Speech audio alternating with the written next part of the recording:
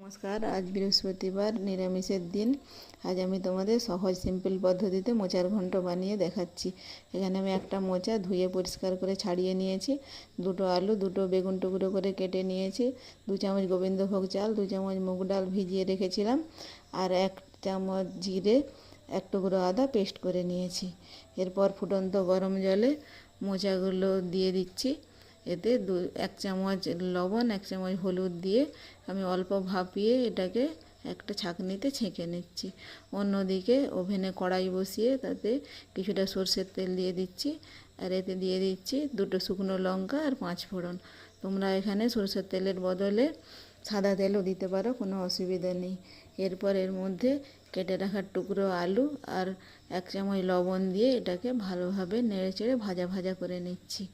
এরপর এতে ভিজিয়ে রাখা চাল ডাল আর বেগুনের টুকরোগুলো দিয়ে কিছুক্ষণ কষিয়ে নিচ্ছি।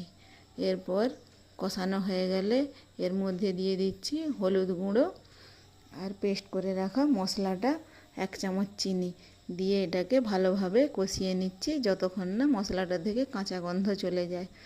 এখানে খুব ভালোভাবে এটা কষানো হয়ে গেছে। এর মধ্যে দিয়ে দিচ্ছি ভাপিয়ে রাখা মোচাটা দিয়ে আবার একটু নেড়ে চেড়ে নিয়ে গরম জল দিয়ে এটাকে ঢাকা দিয়ে আমি 5 মিনিটের জন্য রান্না করে নিচ্ছি। 5 মিনিট বাদে এটা খুব সুন্দর সেদ্ধ হয়ে গেছে। এবার এটাকে একটা পাত্রে ঢেলে নিয়ে কড়াইটা পরিষ্কার করে আঁচে বসিয়ে দিয়ে আবারও এর মধ্যে দিয়ে দিচ্ছি কিছুটা তেল, তেজপাতা, দারচিনি, একটা এলাচ, 5 ফোড়ন আর গোটা সর্ষে আর হিং দিয়েছিলাম, যেটা আমি তোমাদের দেখাতে ভুলে গিয়েছিলাম।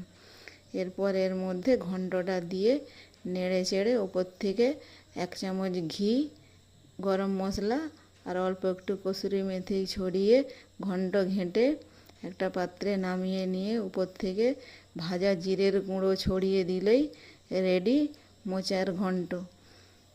আজকের মেনুতে ছিল সাদা ভাত, ঘি, লেবু, বড়ি ভাজা, বেগুন ভাজা, শসা, দেশি ছাতুর পোস্ত, মুগের ডাল, মোচার ঘন্ট আর আমের মিষ্টি চাটনি। তো এখানে রান্নাটা কেমন হয়েছে তোমরা অবশ্যই কমেন্টে জানিও।